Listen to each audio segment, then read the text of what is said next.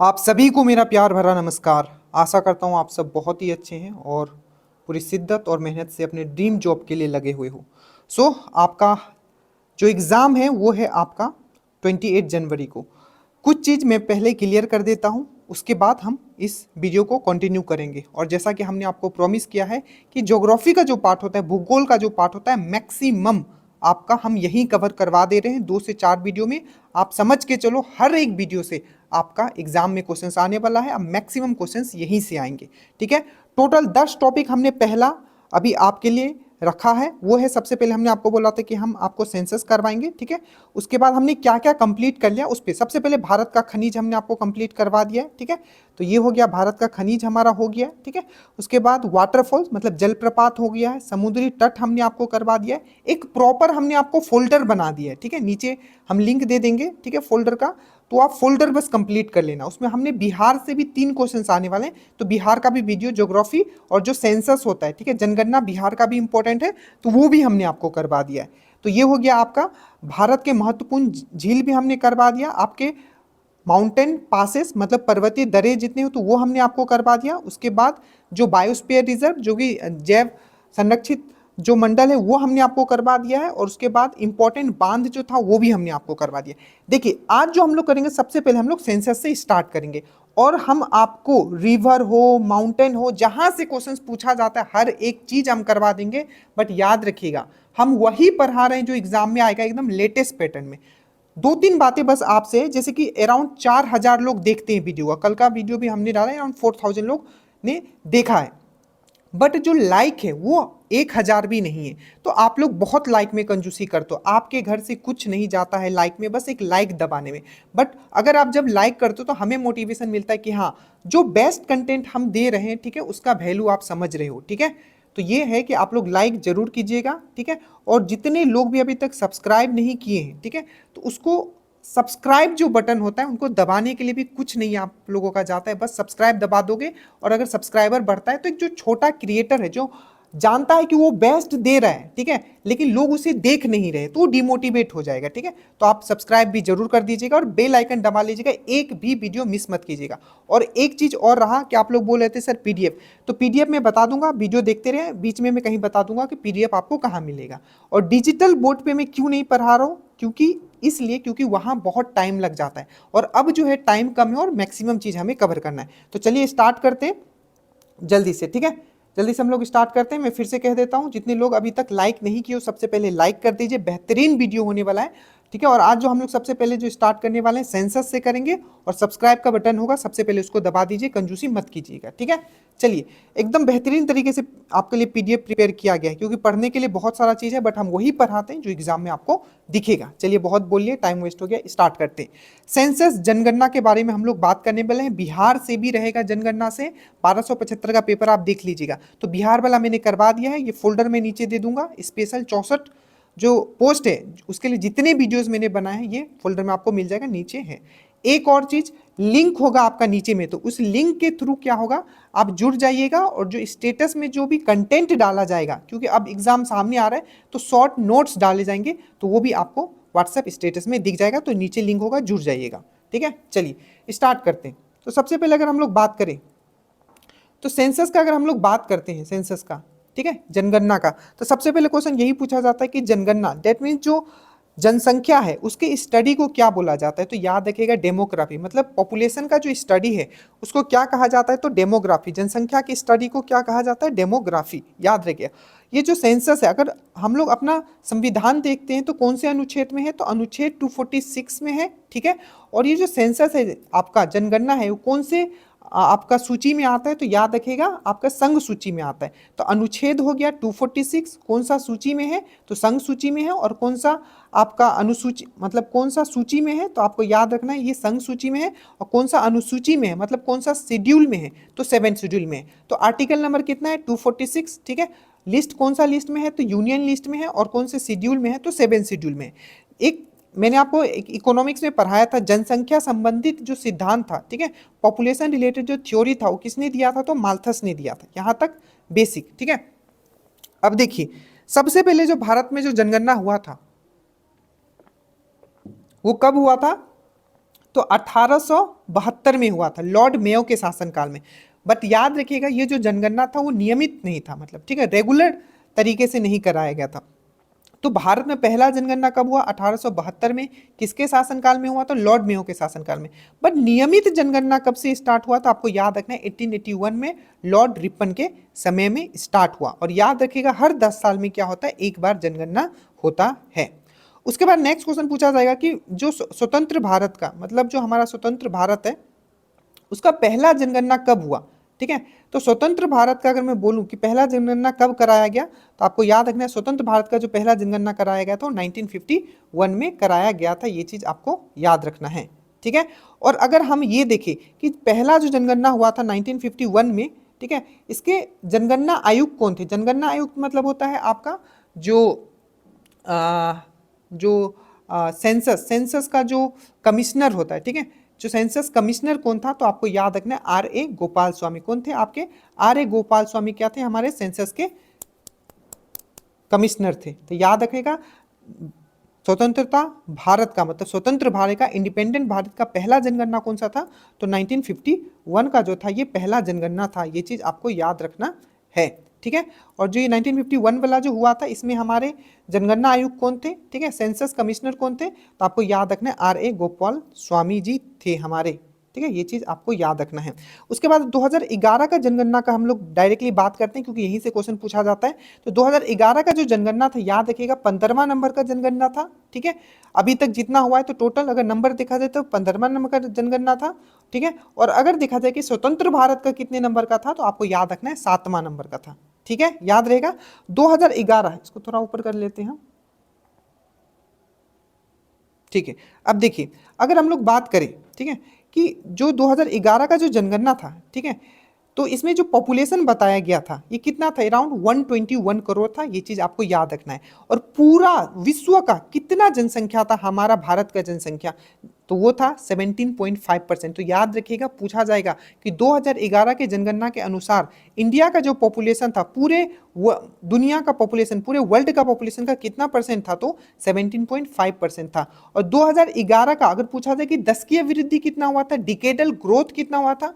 Decadal growth मतलब समझते हो ना, 10 साल में कितना बढ़ोतरी देखा गया, मतलब 2001 से लेके, ठीक है, 2011 के बीच में जो 10 साल था इसमें कितना बढ़ोतरी देखा गया? तो 17.7% का बढ़ोतरी, मतलब डिकेडल ग्रोथ जो था, दशकीय वृद्धि कितना था? 17.5 था 2011 का। ठीक है, जो मैस्कोट कौन था? शुभांकर क्या था? तो याद रखिएगा एक आपका प्रज्ञक शिक्षिका थी, एक शिक्षिका थी, मतलब आप देखोगे तो इसका आप सीख जाएगा, शिक्षिका थी। ठीक है, इसका मैस्कोट थी, याद रखिएगा। और इस बार का जो उस समय का जो आदर्श वाक्य क्या था? तो हमारा याद रखना है, हमारा जनगणना हमारा भविष्य जो था, आवर सेंसस आवर फ्यूचर, जो क्या था आपका उस समय का, क्या था? आवर सेंसस आवर फ्यूचर क्या था उस समय का थीम था, या आदर्श वाक्य था 2011 का। याद रखिएगा। जनगणना आयुक्त कौन थे? तो C चंद्रमौली थे। ये चीज आपको याद रखना है। और याद रखिएगा कि पहली बार जनगणना किसने करवाया था पूरे वर्ल्ड में? तो पहली बार जो देखो हमने बहुत बेहतरीन तरीके से मैंने जो इंपॉर्टेंट उसको मोटा कर दिया, ठीक है, जब मैंने PDF प्रिपेयर किया। तो पहली बार जनगणना किसने करवाया था? तो स्वीडन ने करवाया था। याद रखिएगा, ये बहुत इंपॉर्टेंट है। देखिए हमने आपको क्या बताया था कि जो इंडिया का जो पॉपुलेशन है 2011 के जनगणना के अनुसार कितना था? तो 17.5% था। बट भारत के पास अगर क्षेत्रफल के हिसाब से हमारे पास कितना है? 2.4% था। ठीक है अभी भी। बट जनगणना के हिसाब से देखा जाए, पॉपुलेशन के हिसाब से देखा जाए तो 17.5% पॉपुलेशन जो है इंडिया का था पूरे वर्ल्ड के कंपेयर में। ये चीज आपको याद रखना है। ठीक है, समझ में आया ये चीज? चलिए आगे चलते हैं। उसके बाद है आपका, देखिए अब 2011 से 2021 10 साल के दौरान, ठीक है, जनसंख्या में जो सबसे ज्यादा जो मतलब जो आपको 2 क्वेश्चन पूछा जाता है। पहला आपको क्वेश्चन पूछा जाता है कि किस साल को, ठीक है, महान विभाजक वर्ष बोला जाता है, ईयर ऑफ ग्रेट डिवाइड बोला जाता है। तो याद रखिएगा क्वेश्चन पूछा जाएगा, डायरेक्टली आपको छप जाएगा कि महान विभाजक वर्ष किसको बोला जाता है? तो आपको याद रखना है 1921। क्यों? क्योंकि 1921 के बाद क्या हुआ था, कभी भी जो है आपका जो जनसंख्या है उसमें मतलब डिक्रीमेंट नहीं देखा, घटाव नहीं देखा गया। 1921 के बाद क्या हुआ? बढ़ता ही गया। तो याद रखिएगा ईयर ऑफ ग्रेट डिवाइड किसको बोला जाता है? 1921 को। या आपको पूछा जाएगा महान विभाजक वर्ष किसको बोला जाता है? तो 1921 को बोला जाता है। ये चीज आपको याद रखना है। ठीक है, उसके बाद एक चीज और आपको याद रखना है, उसी प्रकार एक और क्वेश्चन पूछा जाता है कि लघु विभाजक वर्ष किसको बोला जाता है, तो 1951 याद रखिएगा। अगर पूछे महान विभाजक वर्ष किसको बोला जाता है तो 1921, और लघु विभाजक वर्ष किसको बोला जाता है तो 1951। और अभी मैंने आपको 1951 से एक चीज करवाया था कि स्वतंत्र भारत का जो पहला जनगणना जो हुआ था वो कब हुआ था, 1951 में। इसी तरीके से कनेक्ट करना आपको सीखना पड़ेगा, ठीक है। उसके बाद देखिए, अगर हम लोग 2011 के जनगणना देखें तो दोनों में से कोई एक याद रखना, शहरी याद रखना या ग्रामीण याद रख लेना। शहरी वाला पूछा गया था एक बार, तो ये याद रखना। शहरी जनसंख्या कितना था तो 31.2% था, और ग्रामीण जनसंख्या के मैं वही पढ़ा रहा हूँ जो एग्जाम में आया है, और पीडीएफ जो प्रिपेयर किया गया बहुत मेहनत से, देखिए एक एक चीज मैंने हाईलाइट कर दिया है, ठीक है, जो इंपॉर्टेंट है। तो शहरी जनसंख्या 31.2%, उसका जो बचेगा वो क्या था, ग्रामीण जनसंख्या था। समझ में आया। उसके बाद देखोगे कि जो इसके बाद ये पॉइंट ज्यादा इंपॉर्टेंट, चाहिए देखिए अब यहां से डायरेक्टली पॉइंट टू पॉइंट हम लोग पढ़ने वाले हैं। सर्वाधिक जनसंख्या वाले राज्य, सबसे ज्यादा जो जनसंख्या कहाँ था तो आपको याद रखना है यूपी में, उसके बाद महाराष्ट्र में, और उसके बाद बिहार में। याद रखिएगा, अगर जनसंख्या की दृष्टि से बोले तो पूरे भारत में बिहार का स्थान तीसरा था, पर जनसंख्या घनत्व के हिसाब से बोले तो पूरे भारत में जनसंख्या के हिसाब से देखें तो बिहार थर्ड में था, पर जनसंख्या घनत्व के हिसाब से देखें तो ये प्रथम था। कितना था, 1106 था। तो ये चीज एकदम ध्यान रखिएगा, दरोगा में अभी भी पूछा गया था। न्यूनतम जनसंख्या वाला 3 कम से कम याद रखिएगा। सिक्किम सबसे ज्यादा, सबसे कम था, उससे कम मिजोरम, और सबसे कम आपका अरुणाचल प्रदेश। तो सबसे ज्यादा संख्या वाला राज्य सबसे टॉप पे था यूपी, उसके बाद महाराष्ट्र, उसके बाद बिहार। सबसे कम जनसंख्या वाला राज्य सबसे पहले सिक्किम, उसके बाद मिजोरम, उसके बाद अरुणाचल प्रदेश। और यही हम लोग केंद्र शासित प्रदेश का बात करें तो सबसे ज्यादा जो जनसंख्या था, ठीक है, 2011 के जनगणना के हिसाब से वो था दिल्ली में, और सबसे जो कम था वो कहाँ था आपका, तो लक्षद्वीप में था। ये भी पॉइंट आपको याद रखना है, ठीक है, इसे समझ में आया। चलिए उसके बाद हम लोग, ये पहला पेज था, नेक्स्ट पेज आइए। बहुत अच्छे से आपके लोगों को डिजाइन किया गया एकदम, ठीक है, कि आप एक बार वीडियो देखो, उसके बाद पीडीएफ में 5 से 10 मिनट में पूरा का पूरा आपका ये रिवीजन हो जाएगा, क्योंकि पढ़ने के लिए तो बहुत सारा चीज है। अब देखिए जनसंख्या घनत्व का बात करते हैं, तो 2011 के सेंसस के हिसाब से भारत का जो जनसंख्या घनत्व था, पूरे भारत का बताया जा रहा है, तो कितना था, 382 व्यक्ति। जनसंख्या घनत्व मतलब 1 स्क्वायर किलोमीटर में कितने लोग रहते हैं, ठीक है, तो 1 किलोमीटर स्क्वायर मीटर में कितने लोग रहते हैं, तो 382। तो सिंपल पूछेगा 2011 की जनगणना से हिसाब से भारत का, ठीक है, 2011 की जनगणना के हिसाब से भारत का आपको याद रखना है कितना था आपका जनसंख्या घनत्व, तो 382 पर 1 स्क्वायर किलोमीटर के अंदर इतना लोग रहते हैं। डायरेक्टली छपेगा आपका 2011 की जनगणना का हिसाब से जनसंख्या घनत्व बताओ पूरे इंडिया का, तो 382 व्यक्ति। अब राज्य का जनसंख्या घनत्व देखते हैं, सबसे इंपॉर्टेंट बिहार का सबसे ज्यादा था, कितना था, 1106। मतलब 1 स्क्वायर किलोमीटर में इतने, एक किलोमीटर, 1 स्क्वायर किलोमीटर जब भी बोलता हूँ ना, मतलब ये समझो 1 किलोमीटर स्क्वायर, ठीक है, स्क्वायर में कितने लोग रहते हैं बिहार में, तो 110 से 1106 लोग रहते हैं। उसके बाद पश्चिम बंगाल 1028, उसके बाद केरल 860। ये पक्का याद रखना, ठीक है, एकदम डाटा आपको याद नहीं भी है तो बिहार का बस डाटा याद रखो 1106, बट ये तीनों याद रखना, बिहार, पश्चिम बंगाल और केरल। न्यूनतम जनसंख्या सबसे कम आपको याद रखना अरुणाचल प्रदेश, बहुत बार ये क्वेश्चन छपा है। सबसे न्यूनतम जनसंख्या घनत्व मतलब पॉपुलेशन डेंसिटी सबसे जो कम है वो कहाँ है, अरुणाचल में, और कितना था, सिर्फ 17 था। उसके बाद मिजोरम, और उसके बाद सिक्किम। और जैसे इसका उल्टा कर दोगे ना, तो हमने ऊपर में अभी पढ़ा था कि कहाँ सबसे कम जनसंख्या है, तो सिक्किम में सबसे कम जनसंख्या है, उसके बाद मिजोरम में, उसके बाद आपका अरुणाचल प्रदेश में। और जैसे इसको उल्टा कर दोगे तो जनसंख्या घनत्व सबसे कम आपको मिल जाएगा, ठीक है, समझ में आया। चलिए उसके बाद हम लोग केंद्र शासित प्रदेश का अगर हम लोग बात करते हैं, सर्वाधिक जनसंख्या घनत्व तो जानने का बात है दिल्ली में होगा। समझो उस समय दिल्ली में 2011 के हिसाब से 11,320 लोग रहते थे 1 स्क्वायर किलोमीटर में, ठीक है, 1 स्क्वायर किलोमीटर में। तो सोचो अभी कितना रहते होंगे। न्यूनतम जनसंख्या घनत्व कहाँ था, तो अंडमान एंड निकोबार में। ये भी इस बार का ही दरोगा का क्वेश्चन है। अंडमान एंड निकोबार याद रखिएगा, सिर्फ 46 लोग रहते हैं वहां 1 स्क्वायर किलोमीटर में, ठीक है। उसके बाद हम लोग देखते हैं दशकीय वृद्धि मतलब डिकेटल ग्रोथ, सबसे ज्यादा कहाँ का था, तो मेघालय का था 27.9%, और सबसे कम कहाँ का था, याद रखिएगा बहुत इंपॉर्टेंट है, नागालैंड में लोग कम गए थे। यहाँ न्यूनतम जनसंख्या घनत्व अगर बोला जाएगा तो न्यूनतम क्या, यहाँ माइनस में चला गया था, तो -0.6, मतलब यहाँ का जनसंख्या घनत्व, जनसंख्या कम गया था, ये घनत्व नहीं है, ठीक है, ये डिकेडल ग्रोथ है, दशकीय वृद्धि है। तो मेघालय में 27.9% बढ़ा, और आपका सबसे कम कहाँ हो, न्यूनतम जनसंख्या वृद्धि कहाँ हुआ, दशकीय वृद्धि, तो नागालैंड में -0.6। ठीक है, उसके बाद हम लोग बात करते हैं केंद्र शासित प्रदेश में। तो सर्वाधिक दशकीय वृद्धि जो देखा गया था दादर एंड नागर हवेली में, और न्यूनतम जो देखा गया था लक्षद्वीप में देखा गया था। बस इसे फैक्ट याद रखो। अब जो और इंपॉर्टेंट वाले जो बहुत हाईलाइट किया हुआ है ना, मोटा मोटा एकदम बहुत ही, लिंग अनुपात में आते हैं, मतलब 1000 पुरुष पे कितने महिलाएं हैं। तो सर्वाधिक लिंग अनुपात देखा जाए तो केरल में था, कितना, 1084।